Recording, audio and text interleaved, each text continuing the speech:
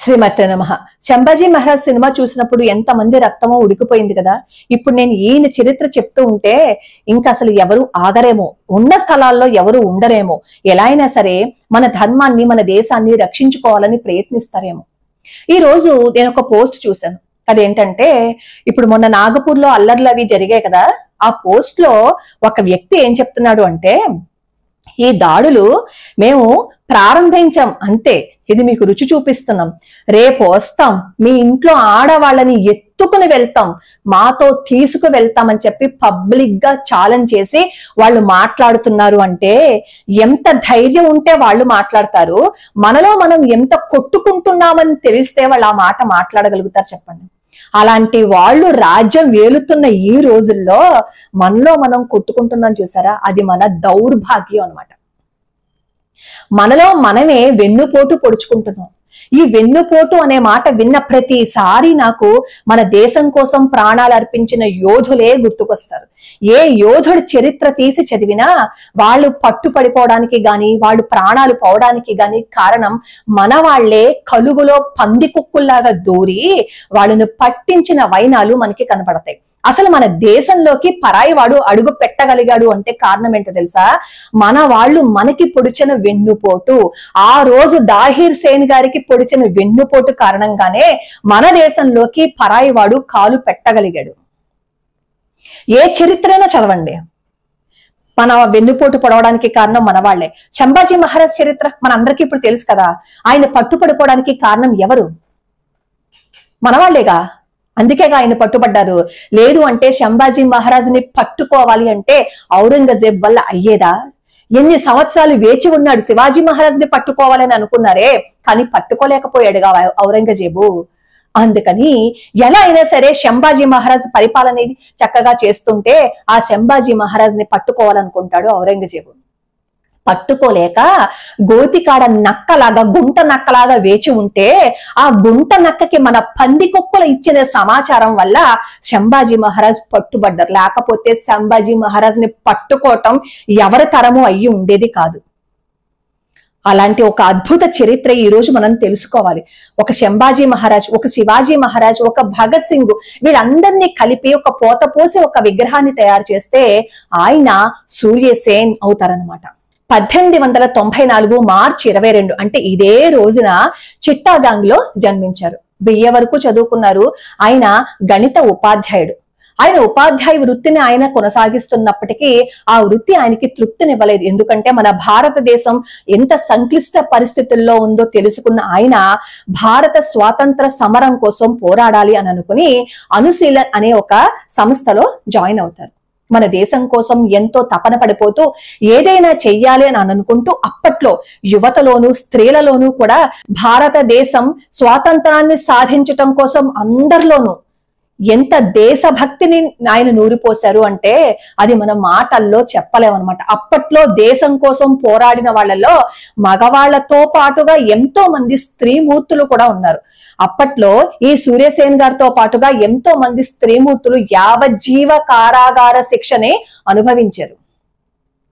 కొంతమంది ఈ మ్లేచ్చులకి పట్టుబడితే వాళ్ళు ఏ విధంగా బాధపడతారో తెలుసుకుని వాళ్ళకి పట్టుబడ్డం ఇష్టం లేక వాళ్ళకి పట్టుబడితే సైనైడ్ని వాళ్ళ దగ్గర ఉంచుకునేవారు. వాళ్ళ చేతిలో పట్టుపడ్డం కంటే వాళ్ళ ప్రాణాలు తీసుకునేటట్లుగా వాళ్ళు చేసుకుని ఆ మ్లేచ్చుల చేతిలో పడకుండా వాళ్ళ ప్రాణాలని వాళ్లే తీసుకున్న స్త్రీమూర్తులు ఎంతో మంది ఉన్నారనమాట. అలా ఎంతో మందిని భారతదేశానికి అందించిన వారిలో సూర్యసేన్ కూడా ఒకరు. ఈ సూర్యసేను మన దేశం కోసం పోరాటం చేస్తూ ఉంటేనే ఒకసారి చిట్టా గ్యాంగ్ లో ఈ ఆయుధశాలలో ఈ బ్రిటిష్ వాళ్ళు ఆయుధాలన్నింటినీ దాచిపెట్టుకుని ఉంచుకుంటారు. అలాంటి ఆయుధశాల చుట్టూత కొన్ని వేల మంది ఆ బ్రిటిష్ సైనికులు చుట్టూ పహారా కాస్తుంటే ఈ సూర్యసేను ఆయన అనుచరులతో పాటు అక్కడికి వెళ్లి ఆ ఆయుధాలన్నింటినీ దొంగిలించి తీసుకొచ్చి అక్కడ మన జెండాని పాతి టెలిగ్రాఫ్ వ్యవస్థని ధ్వంసం చేసి వచ్చారు. ఒక అల్లూరి సీతారామరాజు లాగా, ఒక శివాజీ మహారాజు లాగా. అల్లూరి సీతారామరాజు కూడా అలాగే చేసేవారు కదా. శివాజీ మహారాజ్ కూడా ఔరంగజేబు దగ్గరికి వెళ్ళినప్పుడు చుట్టూ ఎంతో మంది సైన్యం ఉన్నా సరే వాళ్ళ అందరినీ కళ్ళు గప్పి బయటికి వచ్చి మళ్ళీ హిందూ సామ్రాజ్య స్థాపన కోసం ఆయన అహర్నిశలు పాటుపడ్డారు. అలాంటి ఎంతో మంది యోధులు మన భారతదేశంలో పుట్టారు. అల్లూరి సీతారామరాజు గారిని కూడా పట్టించింది ఎవరు? ఒక పంది కుక్కే కదా పట్టించిచ్చాడు.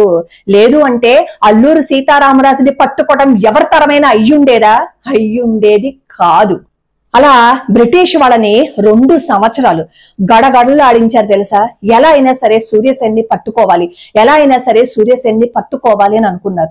దేశం కోసం అనుక్షణం పరితపించిపోతూ దేశం కోసం ఏదైనా చెయ్యాలని చెప్పి నిస్వార్థంగా తన జీవితాన్ని అర్పణం చేశారు సూర్యసేన్ గారు.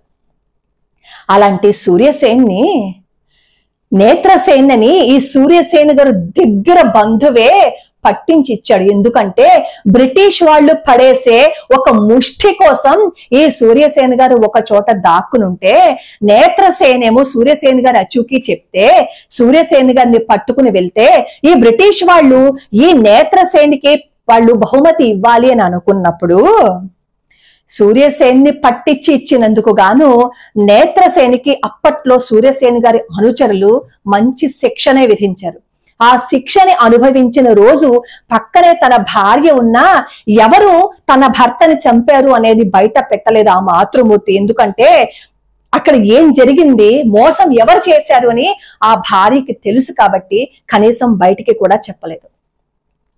సూర్యసేన్ గారిని పట్టుకున్నారు, తీసుకువెళ్లారు. 6 నెలల పాటు హింస అనుభవించారు. మీరు ఈ చావ సినిమా చూసే ఉంటారుగా, అలాగే ఈ సూర్యసేన్ని కూడా 6 నెలల పాటు ఆయన్ని హింసించి ఎంత బాధ పెట్టారో తెలుసా. గోల్డ్ తీసేశారు, పళ్ళుని సుత్తితో కొట్టారు. పళ్ళని గట్టిగా ఉన్న పళ్ళని 39 సంవత్సరాల వయస్సు అయింది. సుత్తితో కొడితే ఎలా ఉంటుందో ఒక్కసారి మీరు ఊహ చేసి చూడండి. లోపలున్న అవయవాలన్నింటినీ విరిచేసి కీళ్లను విరిచేసి అపస్మారక స్థితిలో ఉన్న ఆయన్ని ఉరివేశారు జనవరి 12వ తారీఖున. అంతకు ముందు ఆయన్ని పట్టుకున్నప్పుడు కూడా ఆయన ఒక ఉత్తరం రాశారు. ఏం రాశారో తెలుసా? నా కళ, నా బంగారు కళ, ఈ దేశానికి స్వేచ్ఛ కావాలి, అది మీరు మరిచిపోకండి అని చెప్పి ఉత్తరం రాసిన మహోన్నత వ్యక్తి ఆయన. అలా ఎంతో మంది మన దేశం కోసం ప్రాణాలు అర్పించేస్తే ఈ రోజు సిగ్గు లేకుండా మనలో మనమే కొట్టుకుంటున్నాం. ఇదివరకు పరాయి వాళ్ళు మన దేవాలయాల్ని ఆక్రమించుకున్నారు అని చెప్పుకుంటున్నాం. ఇప్పుడు మన దేవాలయాల మీద మనమే దాడి చేసుకుంటున్నాం. ఈ రోజు ఆ పోస్ట్ అతను పెట్టగలిగాడు అంటే ఎందుకు పెట్టగలిగాడు? ఇప్పటికైనా ఆలోచించండి, ఈ రోజుకైనా ఆలోచించండి. మన దేవాలయాల మీద, మన హిందువుల మీద మనం దాడి చేసుకోవటం కాదు. ఇప్పుడు ఈ సోకాళ్ళు మేధావులు ఉంటారు కదా, ఆ పోస్ట్ పెట్టిన అతని మీద ఒక్క మాట మాట్లాడగలరా? ఒక్క దాడి చేయగలరా? చెయ్యలేరు.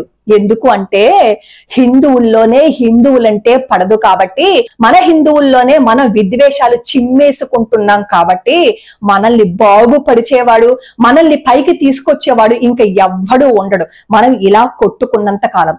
ఆ పోస్టు పెట్టిన అతను అంత ధైర్యంగా నీ ఆడాలని ఎత్తుకుపోతాను అన్నాడు అంటే సిగ్గుపడాలి మన హిందువులు. లోకా సమస్తా సుఖినో భవంతు, సర్వే జనా సుఖినో భవంతు.